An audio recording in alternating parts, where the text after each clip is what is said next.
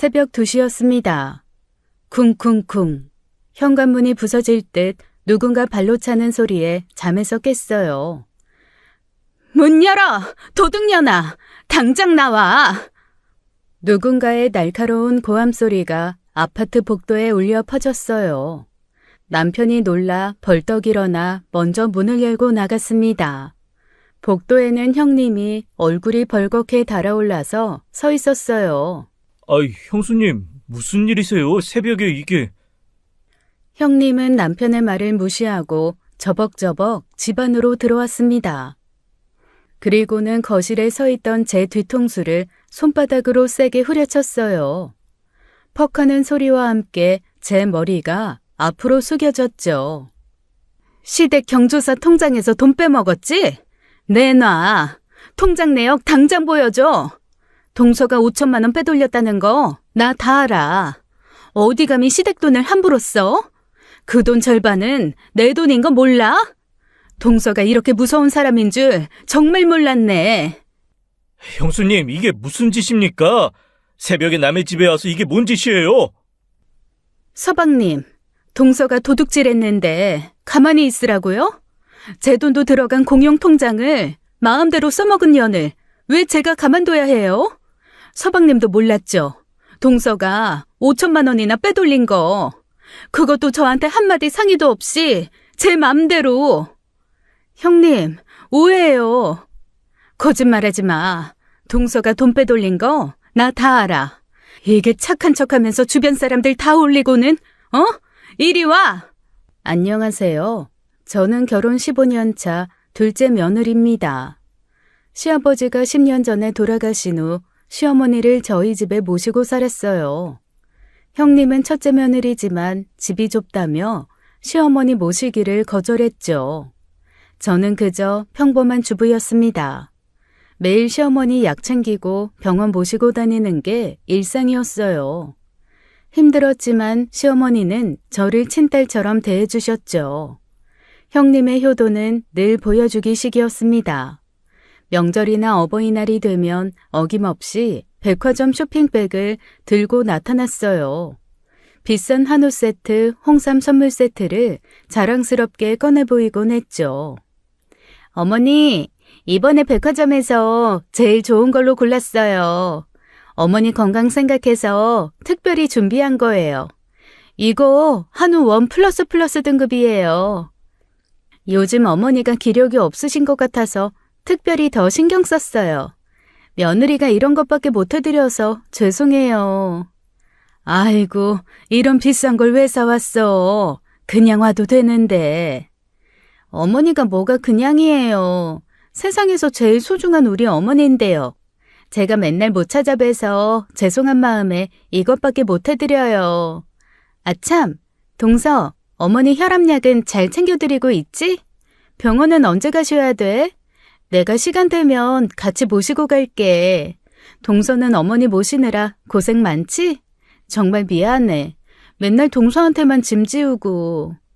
네, 형님. 혈압약은 매일 잘 드시고 계세요. 다음 주 목요일에 병원 예약되어 있어요. 아, 목요일? 내가 그날 약속이 있어서. 동서가 모시고 가줄 수 있지? 정말 미안해. 대신 병원비는 내가 낼게. 하지만 그뿐이었습니다. 선물 주고 돌아간 후로는 한 달이 지나도 안부 전화 한 통 없었어요. 병원비를 낸다던 약속도 지킨 적도 없었죠. 시어머니가 병원 가는 날도 약 떨어진 날도 형님은 몰랐습니다. 매일 새벽 6시에 일어나 시어머니 혈압약 챙기는 건 저였어요. 일주일에 2-3번 병원 모시고 가는 것도 저였어요. 시어머니가 밤에 소화가 안 된다고 하시면 약국 뛰어가는 것도 저였죠. 그런데 친척 모임만 있으면 형님의 태도는 180도 달라졌습니다. 우리 어머니는 제가 다 챙기고 있어요. 병원도 제가 알아봐서 좋은 곳으로 모시고 약도 제가 다 챙겨드려요. 서울대병원 교수님이 제 친구 남편이거든요. 그분한테 특별히 부탁해서 어머니 진료받게 했어요. 효도는 당연한 거잖아요. 어머니가 편하게 계실 수 있게 최선을 다하고 있어요. 아이고, 첫째 며느리가 정말 효녀네. 요즘 이런 며느리 찾기 힘든데.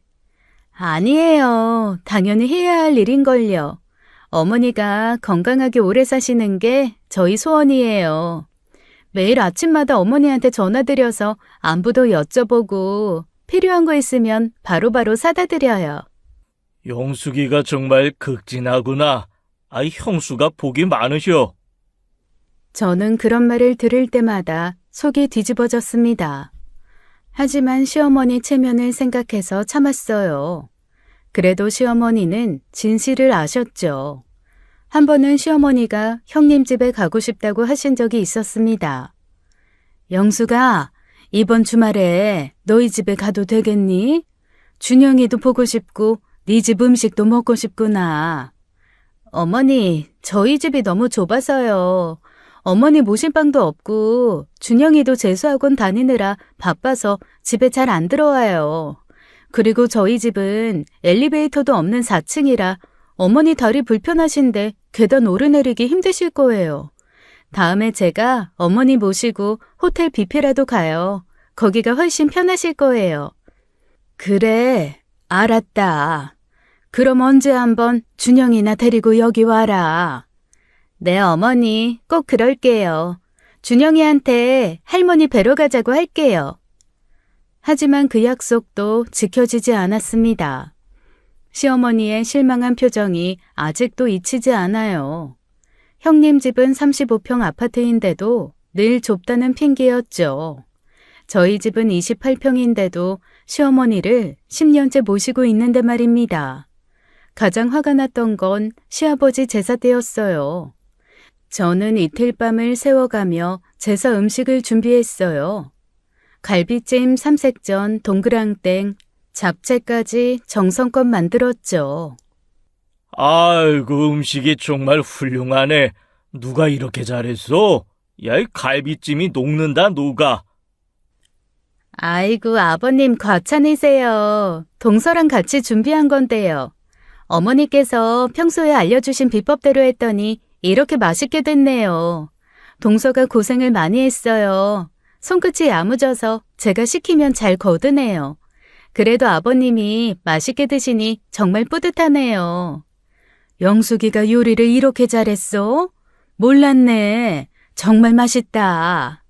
에이, 제가 뭘요. 어머니께서 가르쳐주신 비법이 워낙 좋아서요. 저는 그저 옆에서 이것저것 배우면서 도운 정도예요. 그래도 다들 맛있게 드시니 보람이 있네요. 저는 아무 말도 하지 않았습니다. 그런데 시어머니가 나서셨어요. 영수가, 네가 언제 나한테 갈비찜 비법을 배웠니?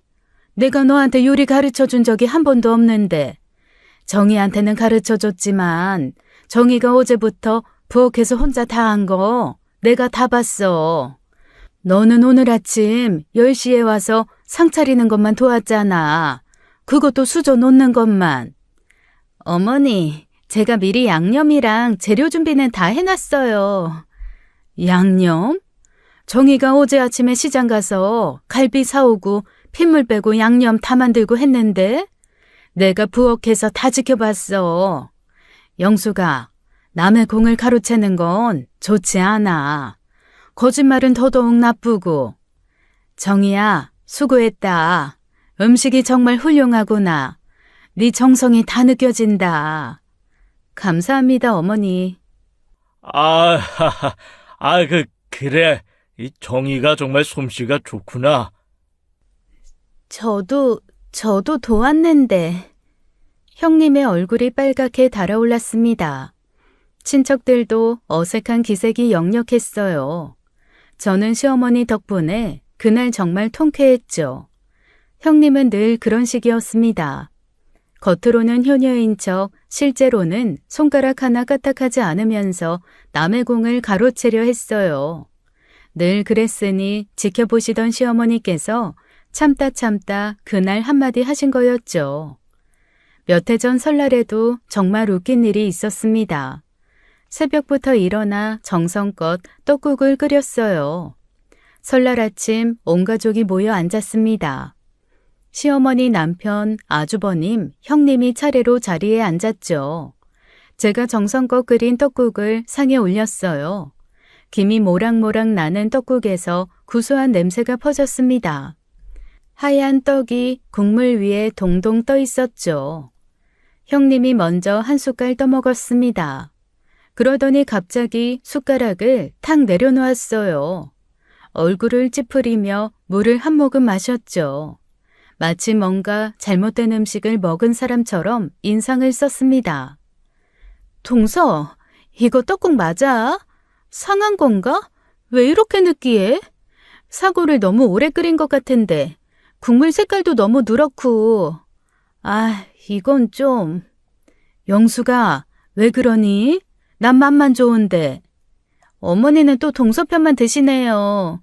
솔직히 말씀드리면 이건 떡국이 아니에요. 떡국은 맑고 깔끔해야 하는데 이건 마치 설렁탕 국물 같아요. 제가 집에서 끓이는 떡국은 정말 투명하고 시원한 맛이 나거든요. 동서, 어머니 드시는 건데 좀 더 신경 써서 끓였어야지. 남편이 떡국을 한 입 먹더니 감탄했습니다. 국물을 연거푸 떠먹으며 고개를 끄덕였어요. 형수님 무슨 말씀이세요? 이거 정말 맛있는데요? 형 먹어봐. 진짜 맛있어. 사골 국물이 이렇게 진하고 구수할 수가 없어. 서방님은 배가 많이 고프셨나 보다. 이런 텁텁한 게 뭐가 맛있다고. 아, 동서, 혹시 미원 넣었어?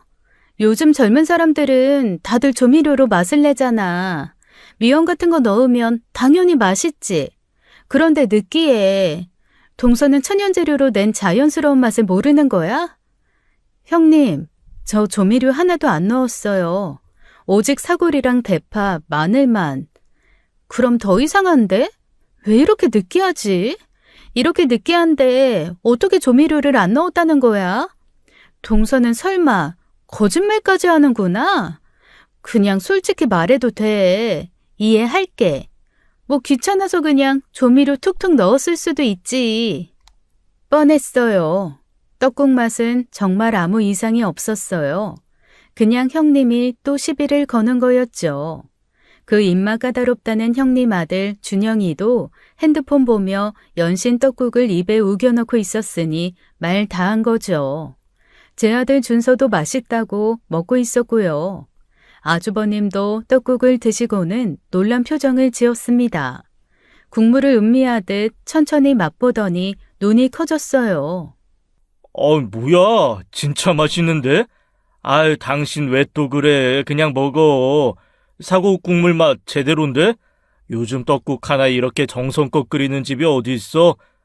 괜히 새해 아침부터 이상한 소리 하지 말고 먹어. 당신까지 왜 그래? 눈 감고 먹으면 설탕인지 떡국인지도 구분 안 될 것 같은데. 동서는 요리 기본도 모르나 봐요. 사골은 12시간이면 충분한데 24시간씩이나 끓여서 이렇게 텁텁해진 거야. 떡도 너무 퍼졌고 달걀도 제대로 안 풀렸네. 난 솔직히 비위상해서. 바로 그때였습니다. 아주버님이 떡국을 먹다가 갑자기 숟가락을 멈췄어요. 눈을 크게 뜨고 국물을 한 번 더 맛봤죠. 마치 뭔가 중요한 걸 발견한 사람처럼 표정이 변했습니다. 잠깐만. 이 맛, 이거 완전히, 어머니, 이거 돌아가신 할머니 떡국 맛이에요. 분명해요. 이거 할머니가 끓여주시던 바로 그 떡국이야. 남편도 숟가락을 놓고 감탄했습니다. 맞아. 나도 방금 그 생각했어. 어릴 때 할머니가 명절마다 끓여주시던 바로 그 맛이야. 특히 이 구수하면서도 깔끔한 뒷맛이 정말 똑같다. 당신 어떻게 한 거야? 대파 들어간 타이밍도 완벽하고 달걀 푸는 방식도 똑같네. 재수씨, 대체 어떻게 한 거예요? 돌아가신 우리 할머니 떡국 비법을 어떻게 알았어요? 그때였습니다. 시어머니께서 형님을 물끄러미 바라보시다가 무덤덤하게 한마디 하셨죠. 맛없고 비위 상한다니 내가 미안하다. 네? 어머니께서 왜 미안하세요? 이거 내가 정희한테 요리법 알려줘서 그대로 끓이게 한 거다. 그런데 영숙이 네 입맛에는 안 맞는 모양이구나. 뭐 어쩌겠니? 내가 네 입맛에 맞출 수도 없고. 네? 내가 정희한테 특별히 가르쳐줬어. 우리 집안 3대째 내려오는 떡국 비법. 사골 고는 시간부터 시작해서 대파랑 마늘 넣는 순서, 달걀 푸는 방법, 심지어 떡 넣는 시간까지 다 내가 알려준 거다. 그러니 내가 미안해해야지. 그 순간 형님의 얼굴이 하얗게 질렸습니다. 숟가락을 든 손이 미세하게 떨렸어요. 믿을 수 없다는 표정으로 시어머니를 쳐다봤죠. 어머니가 동서한테 가르쳐 주신 거였어요? 그래, 뭐 잘못됐니? 아니, 그래도 이건 좀 맛이 이상한데 동서가 제대로 못 배운 거 아닐까요? 시어머니가 한숨을 쉬며 고개를 저으셨습니다. 내가 정희한테 우리 집안 비법을 알려줘서 정성 들여 만들었는데 네 입맛에는 안 맞았나 보다. 정말 미안하구나. 아니, 어머니, 제가 그런 뜻이 아니라... 형님의 얼굴이 토마토처럼 빨갛게 달아올랐습니다. 어쩔 줄 몰라 하며 숟가락을 놓았다 들었다 반복했어요. 괜찮아. 네가 맛없다고 하면 맛없는 거지. 억지로 먹지 말거라. 괜히 체하지. 우리는 다들 맛있게 먹을 테니까 너는 다른 거 먹어라. 정희야, 어제 먹다 남은 찌개라도 영숙이 데펴줘라. 어머니, 저는 정말... 아니에요. 그냥 먹을게요. 그때 제가 떡국을 한 숟가락 떠먹으며 말했습니다. 형님, 괜찮아요. 입맛은 사람마다 다른 거니까요. 제가 금방 찌개 데워드릴게요. 형님은 MSG 맛에 익숙하셔서 천연재료 맛이 싱겁게 느껴지실 수도 있어요. 그런데 찌개도 조미료 안 넣었는데 괜찮으세요? 형님은 아무 말도 못하고 그 자리에 얼어붙었습니다. 그리고 그때 조카가 정말 이 상황에 못을 박았죠. 그냥 먹어, 엄마. 엄마가 한 것보다 훨씬 맛있구만. 괜히 아침부터 작은 엄마한테 시비야. 작은 엄마, 저 한 그릇만 더 주세요. 많이 담아주세요. 그 말 한마디에 아주버님과 남편이 웃기 시작했죠. 형님은 고개도 못 들고 떡국을 먹기 시작했고요. 그렇게 간신히 소란이 일단락되고 가족들은 모두 맛있게 떡국을 먹기 시작했어요. 형님만 혼자 숟가락으로 떡국만 뒤적였죠. 그날 이후로 형님은 제 요리에 대해 함부로 말하지 못했습니다. 제 요리는 모두 시어머니에게서 전수를 받은 거였으니까요. 하지만 형님과 저의 갈등은 거기서 끝나지 않았어요. 오히려 더 교묘한 방법으로 저를 괴롭히기 시작했죠. 몇 달 뒤였습니다. 시어머니 칠순이 다가왔어요. 저는 2달 전부터 뷔페를 알아보고 준비했어요. 시어머니께서 한식을 좋아하셔서 한정식 전문 뷔페로 예약했죠. 형님도 처음엔 좋다고 했었습니다. 칠순 일주일 전 친척들이 모여 준비 상황을 점검하는 자리가 있었어요. 작은 아버님, 작은 어머니, 시어머니의 사촌 언니까지 모였습니다. 저는 준비한 내용을 설명하고 있었죠. 한정식 뷔페로 예약했어요. 어머니가 한식을 좋아하셔서요. 그때 형님이 갑자기 끼어들었습니다. 그 뷔페 말이야? 동서, 그거 취소하자. 내가 알아보니까 너무 싸구려더라. 어머니 칠순인데 그런 허름한 데서 하면 창피하잖아. 어머, 그래? 정희가 싸구려로 예약했어? 동서가 돈 아까워서 제일 싼 곳으로 한 것 같아요. 내가 아는 호텔 뷔페 있는데 거기가 훨씬 격이 달라요. 어머니 칠순인데 좀 품위 있게 해드려야죠. 저는 당황했습니다. 형님이 친척들 앞에서 대놓고 망신을 주는 거였어요. 형님, 이미 계약금도 냈어요. 그리고 형님도 그때 좋다고 신청하셨는데 나는 동서가 잘 알아봤을 거라 생각해서 그냥 찬성한 거지. 이렇게 구린 곳인 줄 알았으면 절대 안 했어. 어제 가서 직접 봤는데 정말 볼품없더라. 동서는 대체 무슨 생각으로 그런 곳을 예약한 거야? 정희야, 너무 아낀 거 아니야? 어머니 칠순인데. 그러니까요. 동서가 어머님 칠순을 이렇게 싸구려로 하다니. 친척들 다 오실 텐데 뭐라고 하겠어요. 어머님 체면은 또 어떻고요? 친척들이 수근거리기 시작했습니다. 바로 그때 시어머니가 입을 여셨어요. 내가 정희한테 그 한정식 뷔페로 해달라고 부탁한 건데. 어머니가요? 그래, 내가 거기 가봤는데 음식이 정갈하고 맛있더라. 나는 그 스테이크 나오는 호텔보다 한식이 좋다. 내가 선택한 곳인데 네가 왜 구린 곳이라고 그래? 거기도 비싸고 좋은 곳인데. 형수가 좋다고 하시면 된 거지 뭐. 정희가 여러 곳 알아봐서 보여줬는데 내가 거기가 제일 마음에 든다고 한 거야. 내 생일인데 내가 좋은 곳에서 하는 게 뭐가 문제야? 형님의 얼굴이 빨개졌습니다. 입이 삐쭉 나와서 아무 말도 못했죠. 저는 그냥 어머니를 위해서. 정희가 내가 마음에 쏙 드는 좋은 곳 선택한 거니까 그대로 진행하렴. 저는 시어머니께 감사한 마음이 들었습니다. 형님은 삐진 표정으로 자리에 앉아 있었어요. 그리고 칠순잔치 당일이 되었어요. 12시 시작인데 형님은 1시간 넘어서야 나타났습니다. 시어머니는 형님을 기다리느라 피곤해 보이셨어요. 이 사람은 대체 왜 안 나타나는 거야? 전화도 안 받고. 같이 출발하신 거 아니셨어요? 뭐 어디 좀 들른다고 하더라고요. 어머니, 죄송해요. 제가 많이 늦었죠. 특별한 선물 구하느라 늦었어요. 형님은 큰 선물 상자를 들고 있었습니다. 친척들 앞에서 요란하게 포장을 풀기 시작했어요. 어머니, 이거 100만 원짜리 산삼이에요.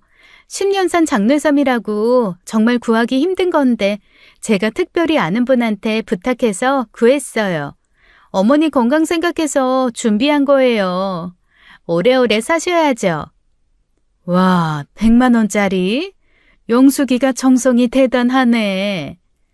어머니 칠순인데 이 정도는 당연하죠. 어머니, 이거 드시고 건강하세요.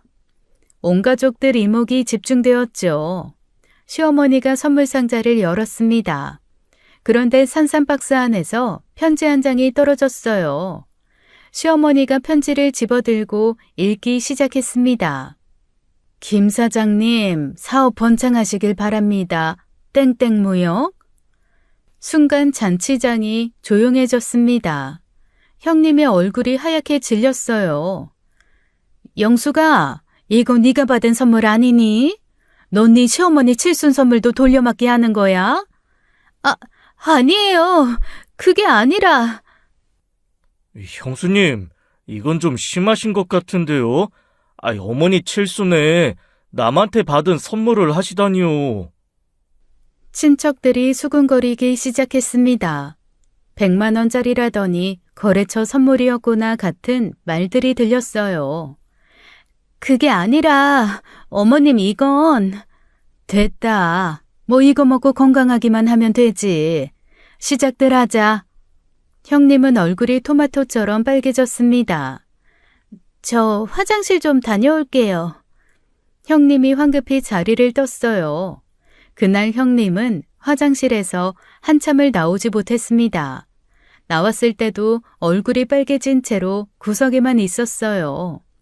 여기까지는 형님과의 일화는 다음에 소개해드릴 이야기에 비하면 애교입니다. 본격적으로 형님이 저를 끔찍이 싫어하게 되는 사건이 터지고 말았으니까요. 시댁에는 특별한 통장이 하나 있었습니다. 경조사 통장이라고 불리는 이 통장은 제가 결혼할 때부터 있었어요. 남편과 아주버님이 매달 일정 금액을 넣어 모으는 비상금 통장이었죠. 시댁에 큰일이 생기거나 시어머니께 필요한 일이 있을 때 쓰려고 만든 것이었습니다. 15년 넘게 꾸준히 모으다 보니 잔액이 1억이 넘었다고 남편이 말해줬어요. 행사 때 조금씩 쓰다가 남은 건 나중에 어머니 요양원 비용으로 쓸 생각이야. 좋은 곳은 한 달에 300만 원씩 한대. 내가 끝까지 모시면 되는데 왜 요양원을 생각해요? 어머니도 우리랑 계시는 게 행복하실 텐데. 어머니가 자식들한테 짐되기 싫다고 하셔. 몸이 불편해지면 요양원 가는 게 어머니 뜻이야.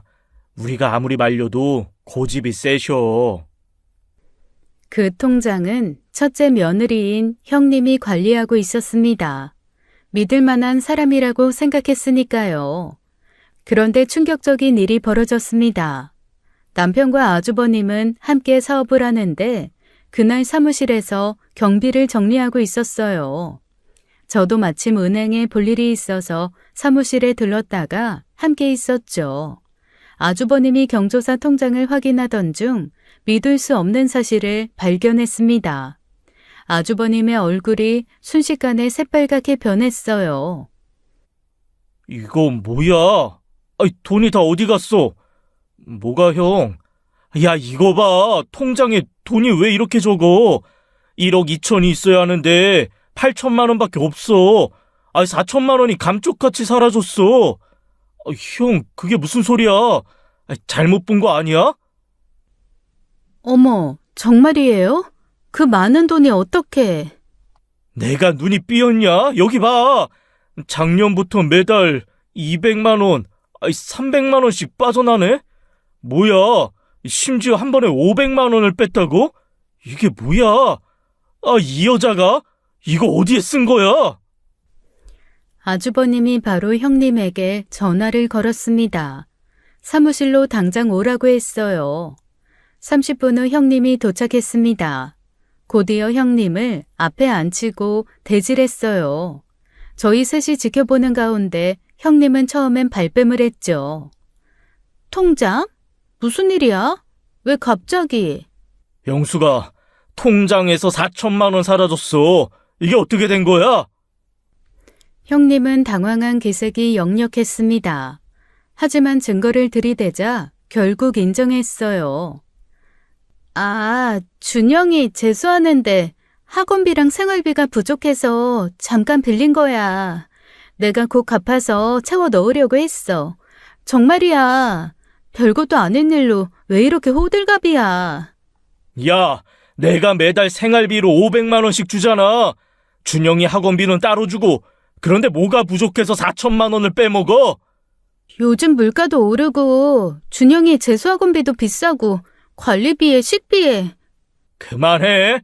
거짓말 그만하고 진짜 이유 말해. 하지만 형님은 조개처럼 입을 다물어 버렸어요. 결국 아주버님이 통장 거래 내역을 자세히 확인했습니다. 거래 내역을 하나하나 짚어가며 따졌어요. 2월 15일 갤러리아 백화점 320만 원. 이거 뭐야? 3월 8일 현대백화점 280만 원. 4월 20일 신세계 본점 450만 원? 이게 다 뭐냐고! 그건 내가 뭐를 좀 샀어. 필요한 거? 야, 내가 백화점에 확인해봤어. 샤넬 가방, 구찌 옷, 에르메스 지갑. 이게 생활비야? 어머니 요양원 갈 돈으로 명품 산 거야? 형님이 울기 시작했습니다. 무릎을 꿇고 빌었어요. 오빠, 미안해.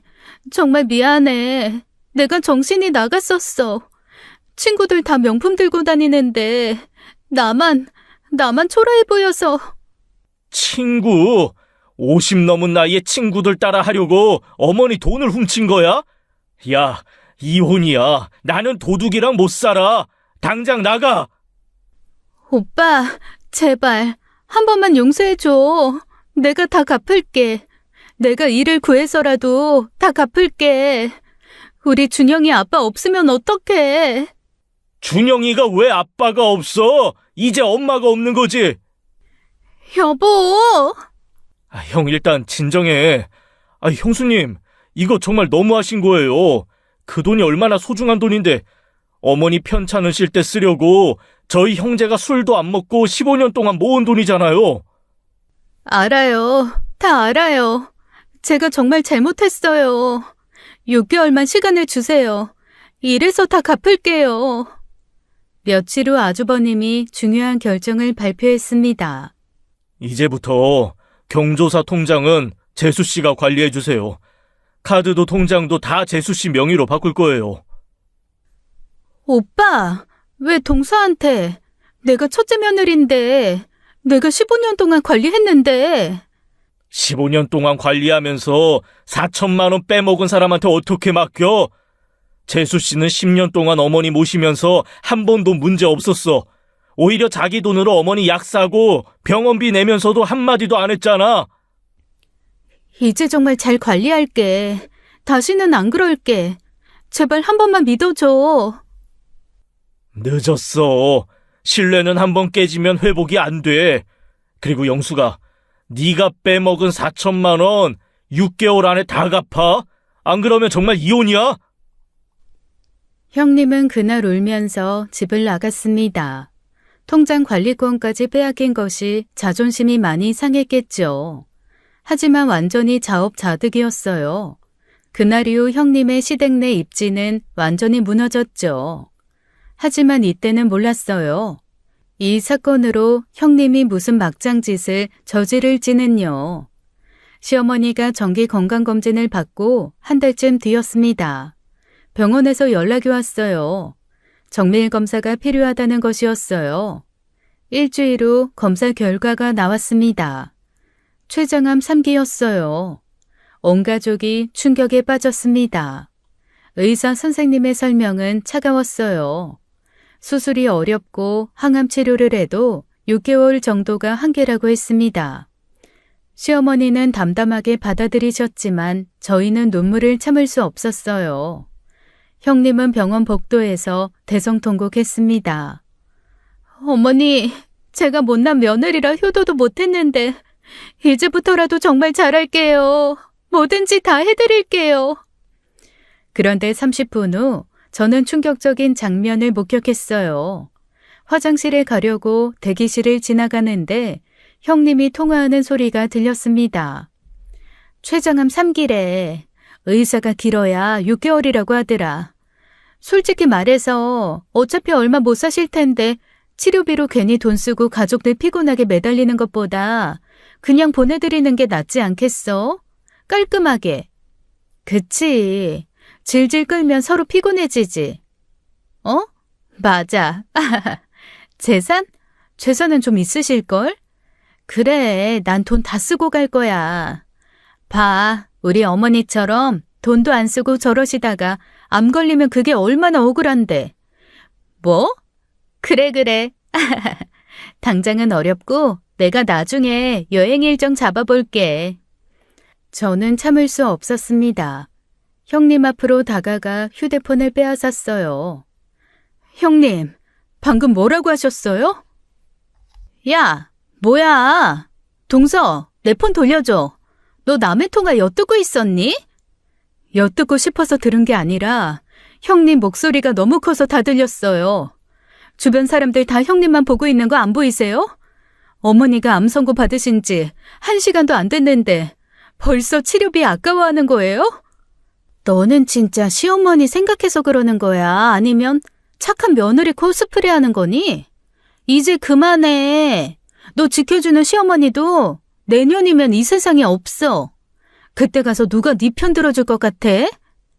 형님, 정말 인간이세요?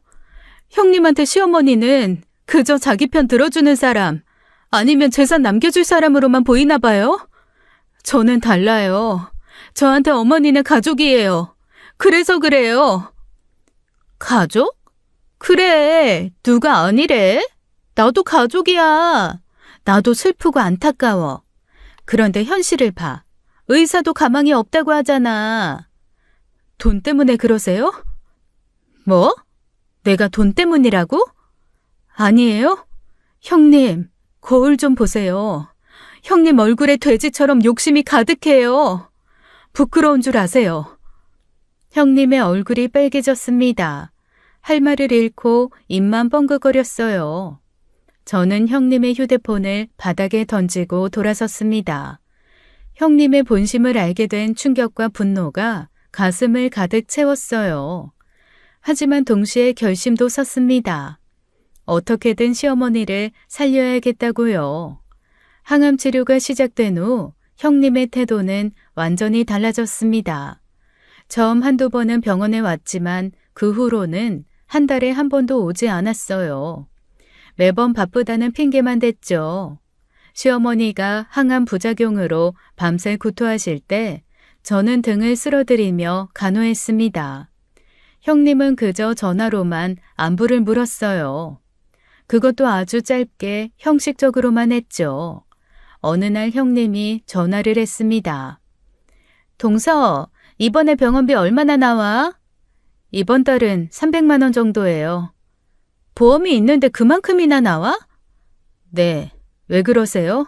저 바빠요. 그거 병원비 공용통장에서 쓰지 마. 동서가 어머니 아끼는 마음 아니까 동서 돈으로 내. 동서도 그랬잖아. 동서가 하겠다고. 동서가 내뱉은 말 동서가 책임져. 대체 왜 그러세요? 이 정도는 아니었잖아요, 형님. 아니, 동서가 어머니 살리고 싶다고 했잖아. 그럼 동서가 책임져야지. 왜 내 돈까지 왜 끌어들여? 아무튼 나는 할 말 없어. 그리고 괜히 이상한 소리해서 애아빠 귀에 이상한 말 들어가게 하지 마. 저는 어이가 없었습니다. 형님은 원래 돈을 좋아하긴 했지만 적어도 시어머니께는 잘 보이려고 애썼던 사람이었어요. 그런데 갑자기 이렇게 노골적으로 변한 게 이상했습니다. 뭔가 숨기는 게 있다는 직감이 들었어요.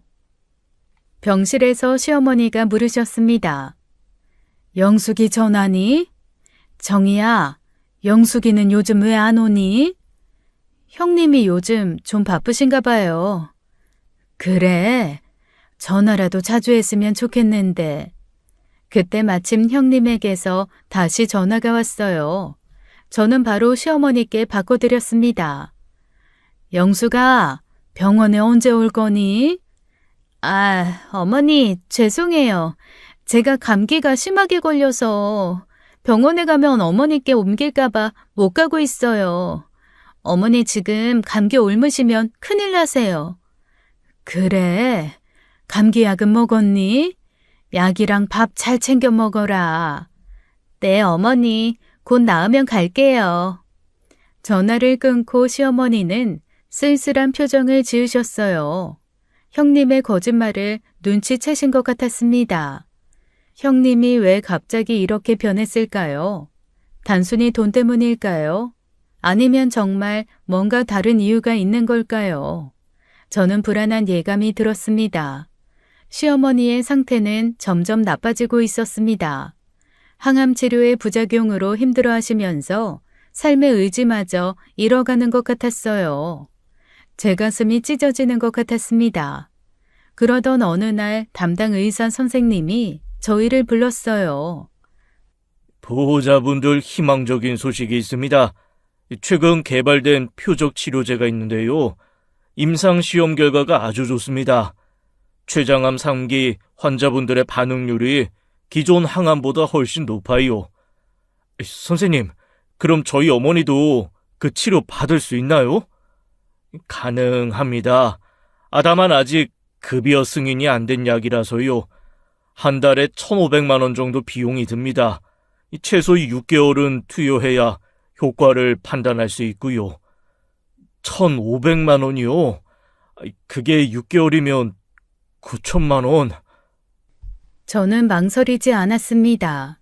결혼 전부터 10년 넘게 모은 적금이 있었어요. 1억 정도 되는 돈이었어요. 선생님, 그 치료하겠습니다. 제가 돈은 어떻게든 준비할게요. 진료실을 나와서 대기실로 왔습니다. 아주버님도 함께 오셨는데 복도에서 기다리고 계셨어요. 어떻게 됐어? 의사 선생님이 뭐래?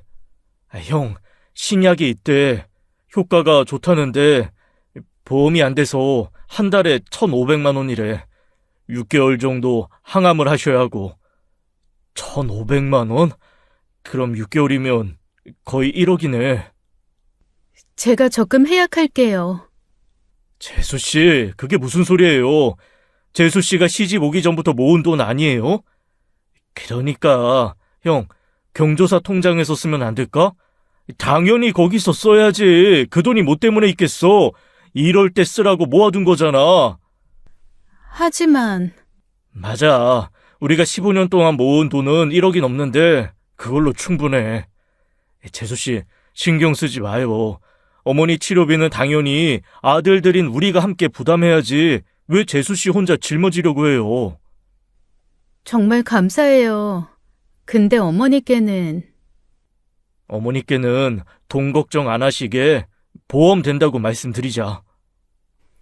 결국 경조사 통장에서 치료비를 쓰기로 했습니다. 하지만 시어머니께는 비밀로 했어요. 정희야, 이 새로운 약이 너무 비싼 거 아니니? 괜히 너희들 부담 주는 거 아니야? 어머님, 그런 생각 마셔요. 이거 다 보험 적용되는 거예요. 우리나라가 얼마나 좋은데. 병원에서 특별히 신청해줬대요. 전혀 걱정 안 하셔도 돼요. 그래? 정말 다행이네. 너희 덕분에 이런 좋은 치료도 받고. 그런 생각 마시고 어서. 왜 자꾸 울어? 선의의 거짓말이었지만 어쩔 수 없었습니다. 시어머니가 돈 때문에 치료를 거부하실까봐 두려웠거든요. 신약 치료를 시작한 지 한 달이 지났습니다. 그날 밤 10시쯤 형님이 갑자기 저희 집을 찾아왔어요. 술 냄새를 풍기며 현관문을 두드렸습니다. 문을 열자마자 형님이 소리를 질렀어요. 도둑년, 네가 감히 내 돈을 마음대로 써? 내가 쓰지 말라고 했지? 딱 봐도 형님은 만취 상태였습니다. 왜 이래요, 형님? 내일 술 깨고 나서 얘기해요. 네가 통장에서 5천만 원 빼간 거 다 알아. 형님, 그건 어머니 치료비예요. 아주버님도 동의하셨고요. 내 동의는? 나도 그 통장에 권리가 있어. 그런데 네가 뭔데 마음대로 써? 남편이 나서서 형님을 막았습니다. 형수님, 이게 무슨 짓입니까? 어머니 치료비인데 왜 이러세요? 그 순간 형님이 손을 휘둘렀고 제 뒤통수를 쳤죠. 형수님! 어머니 치료비? 병원에서도 의사가 가망 없다고 했잖아. 이 답답한 것들아. 그런데 왜 1억씩이나 태워? 바로 그때 아주버님이 헐레벌떡 뛰어들어왔습니다. 형님의 얼굴을 보자마자 소리를 질렀죠. 내가 여기 오지 말라고 했지? 지금 무슨 소리 하는 거야? 지금 너 돈이 아까워서 이러는 거야? 오빠도 정신 차려. 의사가 길어야 6개월이라고 했는데 왜 1억을 낭비해? 그 돈이면 준영이 유학도 보낼 수 있는 돈이야. 준영이 그렇게 해서 유학 가면 걔가 대단히도 좋아하겠다. 네 장모님이 암에 걸려도 이렇게 했겠어? 돈 아까워서 치료 안 했겠냐고. 우리 엄마는 달라. 안 아프시거든. 뭐? 저는 참을 수 없었습니다. 형님, 준영이가 지금 죽을 병에 걸렸다고 생각해보세요. 살아날 확률이 1%라고 해보라고요. 그래도 돈부터 계산하면서 치료할지 말지 고민할 거예요? 야, 어디서 내 자식을 걸고 넘어져? 네가 감히 준영이를 입에 올려? 자식 아프면 앞뒤 안 가리고 돈이든 뭐든 다 쓰면서 부모가 아프니까 돈부터 계산하네요. 예전에 누가 그러더라고요. 부모는 자식 아프면 집 팔 준비부터 하는데 자식들은 부모 아프면 병원비부터 아까워한다고. 설마 그런 사람들이 있을까 하고 저 안 믿었는데 이제 믿어져요. 형님 보니까 정말 그런 사람이 있네요. 형님의 얼굴이 불그락 푸르락 변했습니다. 입술이 부들부들 떨렸어요. 너희가 뭘 알아? 아무것도 모르니까 이러지. 동서도 아무것도 몰라. 재산 하나 없는 시어머니라는 거. 뭐라고? 재산? 그게 무슨 말이야? 됐어. 그만해. 아무튼 내 돈은 쓰지 마. 그래, 알았다. 나가, 당장 나가. 너 같은 년이 내 아내였더니. 멍청한 것들. 형님이 문을 쾅 닫고 나갔습니다. 우리는 모두 충격에 빠져 말을 잃었어요. 아주버님은 심각하게 이혼을 준비하겠다고 말을 했죠. 저희 부부는 아주버님을 위로하며 그날 잠을 잘 수가 없었습니다. 형님과 크게 싸운 지 일주일 후였습니다. 시어머니 병문안을 위해 지방에서 큰 이모님이 올라오셨어요. 8순이 넘으신 연세에도 시어머니를 걱정하시며 먼 길을 오신 것이었죠. 병실에서 두 분이 손을 꼭 잡고 우셨습니다. 큰이모님은 시어머니 상태를 보시고는 안타까워하셨어요. 1시간쯤 이야기를 나누다가 돌아가시기로 했습니다. 저희가 병원 로비에서 배웅까지 나갔는데 큰이모님이 갑자기 남편과 아주버님을 불러 세웠어요. 민수야, 민호야, 너희들 정신이 있는 거야, 없는 거야? 큰이모님, 무슨 말씀이세요? 어머니 살아계신데 벌써 재산조사부터 하고 다니냐? 너희가 그렇게 돈에 환장했어? 재산조사요? 그게 무슨 말씀이세요? 큰 이모님이 화난 표정으로 말을 이었습니다. 며칠 전에 양복 입은 남자가 우리 동네 왔더라. 순자 명의로 된 땅 있냐고 이장한테 물어보고 다녔대. 심지어 등기소까지 가서 조사했다더구나. 뭐라고요? 아이, 우리는 그런 사람 보낸 적 없는데. 그 남자가 뭐라고 했는지 알아? 순자가 안발기라서 가족들이 재산정리 차원에서 자기를 보냈다고 했대. 어머니가 곧 돌아가실 것처럼 말하고 다녔다는 거야. 아주버님의 얼굴이 창백해졌습니다. 저희는 정말 모르는 일이에요. 어머니 재산 같은 거 관심도 없고요. 그럼 누가 그런 짓을 했겠니? 순간 저는 직감적으로 알았습니다. 형님의 짓이라는 걸요. 최근 형님이 돈에 집착하는 모습, 시어머니 치료비를 아까워하는 태도, 그리고 저희 집에서 술 마시고 꼬장을 부렸을 때 마지막으로 했던 말까지 모든 게 연결되는 느낌이었어요. 순자는 모르게 해라. 그래도 자식들이 그런다는 거 알면 얼마나 상심하겠니? 큰이모님, 저희 절대 아니에요. 누가 그런 짓을 했는지 꼭 알아내겠습니다. 큰이모님이 돌아가신 후 우리는 충격에 빠졌습니다. 설마 영숙이가? 형님 같아요. 최근 행동이 너무 이상했잖아요. 하지만 아무리 그래도 어머니 살아계신데 재산 조사를?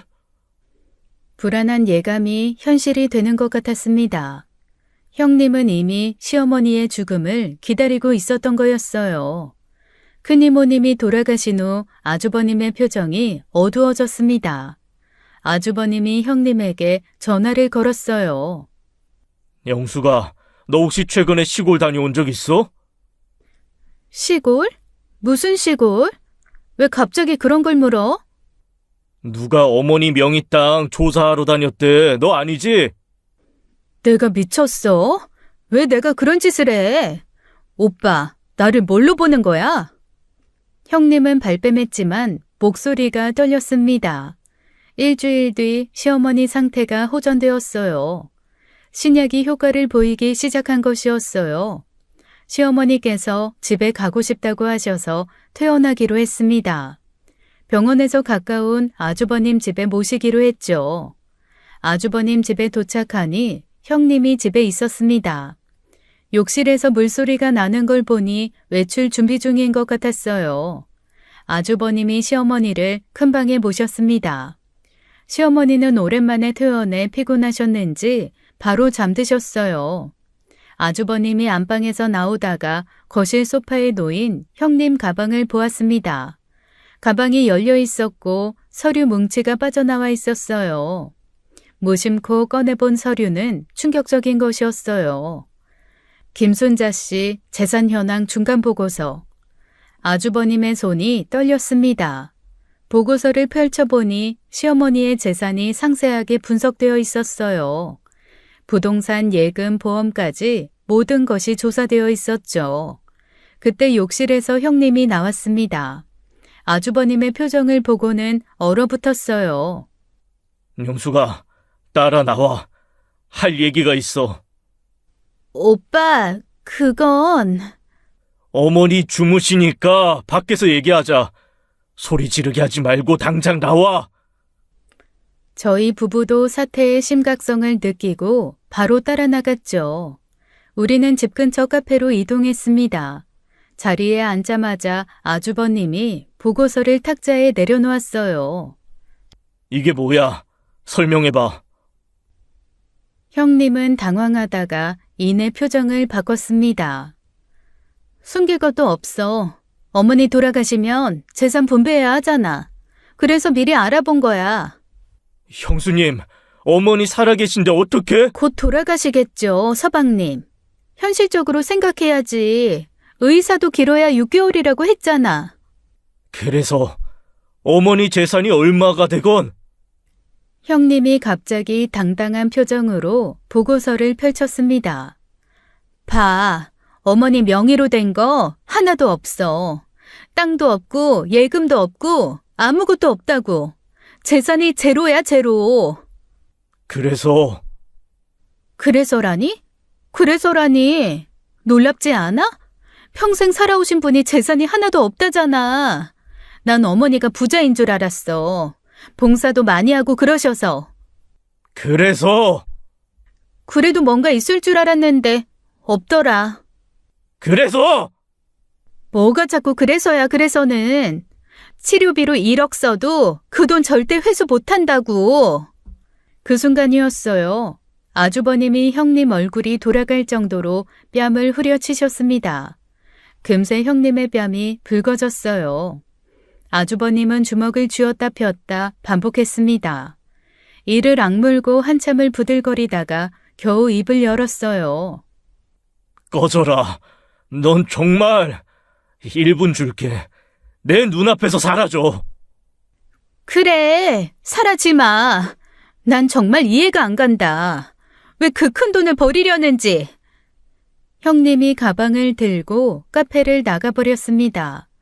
우리는 망연자실 앉아 있었어요. 시어머니는 잠시 호전되는 듯 했지만 결국 고령과 췌장암을 이기지 못하셨습니다. 아니 어쩌면 집으로 잠시 돌아오신 것이 마지막 불꽃이었는지도 모르겠습니다. 상태가 급격히 나빠져 다시 입원하신 지 2주 만에 돌아가셨어요. 마지막으로 저희 손을 잡고 감사하다는 말씀을 남기셨죠. 장례식장에 형님도 왔습니다. 검은 상복을 입고 있었지만 슬픈 기색은 없었어요. 아주버님과 남편은 어머니 가시는 길이니 조용히 보내드리자며 형님의 존재를 참았습니다. 형님은 그런 아주버님을 보며 비웃었어요. 내 말이 맞았지? 어차피 돌아가실 상황이었어. 의사도 분명하게 말했고. 기적이 아무 때나 일어나면 괜히 기적이겠어? 어때?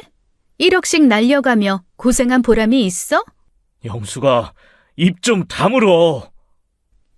현실을 인정해. 돈만 날리고 결국 이렇게 됐잖아. 형님은 끊임없이 입을 놀렸지만 저희는 참았습니다. 어머니 가시는 마지막 길 소란을 일으키고 싶지 않았죠. 장례를 치른 다음 날 변호사가 찾아왔습니다.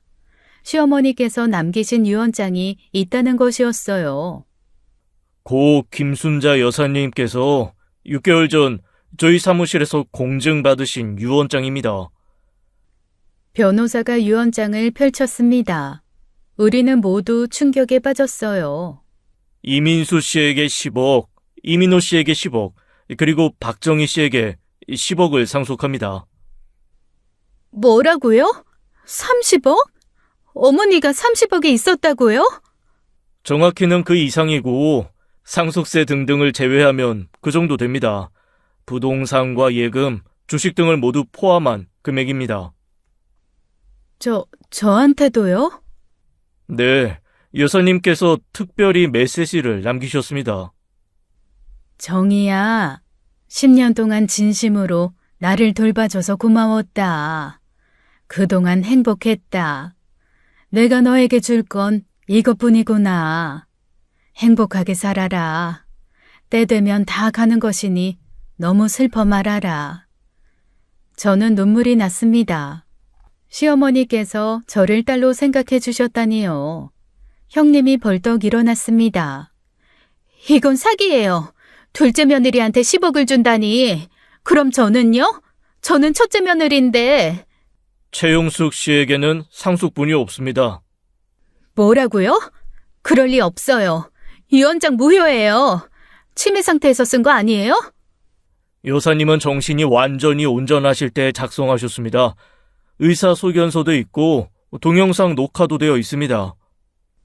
그래도 며느리는 상속권이 없잖아요. 맞습니다. 며느리는 법적 상속인이 아닙니다. 그래서 유언으로 둘째 며느리이신 박정희 씨에게 유증을 하신 겁니다. 형님의 얼굴이 하얗게 질렸습니다. 흥신소 보고서에는 재산이 없다고. 어머니가 일부러 숨기신 거야. 네가 재산 조사하는 걸 아셨으니까. 이건 불공평해요.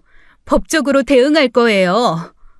그러셔도 소용없습니다. 하신다면 말리진 않겠지만. 해봐. 네가 그렇게 좋아하는 돈만 날리는 일일 테니. 이런 씨패. 형님은 결국 한 푼도 받지 못했습니다. 장례 후 아주버님은 곧바로 이혼 서류를 제출했어요. 형수가 이제 끝이야. 네가 원하는 대로 가난한 집에서 벗어나. 오빠, 30억 있으면서 왜 가난한 척했어?